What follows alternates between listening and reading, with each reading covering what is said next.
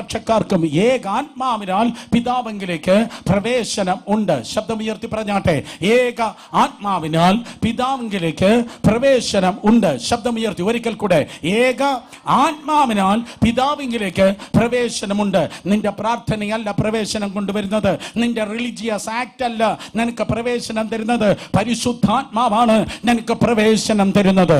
ഞാൻ പറയട്ടെ, നിന്റെ വെള്ളപൂശിയ ശവക്കല്ലറ പോലെയുള്ള നിന്റെ പ്രാർത്ഥനയും നിന്റെ ഉപദേശവും ആ സീലിംഗിൽ മാത്രമേ തട്ടി നിൽക്കത്തുള്ളൂ. എന്നാൽ നക്ഷത്ര മണ്ഡലങ്ങളെ കടന്ന് ഒന്നാം സ്വർഗം, രണ്ടാം സ്വർഗം, മൂന്നാം സ്വർഗം ദൈവത്തിന്റെ സന്നിധിയിലേക്ക് നിനക്ക് ആക്സസ് തരുന്നത് ഭൂമിയിലുള്ള ഒരു കാര്യങ്ങളുമല്ല, നിത്യാത്മാവാകുന്ന ഏകാത്മാവാകുന്ന പരിശുദ്ധ ആത്മാവാണ്. ഇന്ന് പകൽക്കാലം പരിശുദ്ധാത്മാവിൽ ദൈവത്തിന്റെ സന്നിധിയിൽ ആക്സസ് ലഭിച്ചിട്ടുള്ള ദൈവത്തിന്റെ മക്കൾ രണ്ട് കരങ്ങളെ അടിച്ച് ശക്തിയോടെ ദൈവത്തെ സ്തുതിച്ചേ. ഹല്ലേലൂയ. റിഡംഷൻ സ്റ്റോറിയിൽ വീണ്ടെടുപ്പ്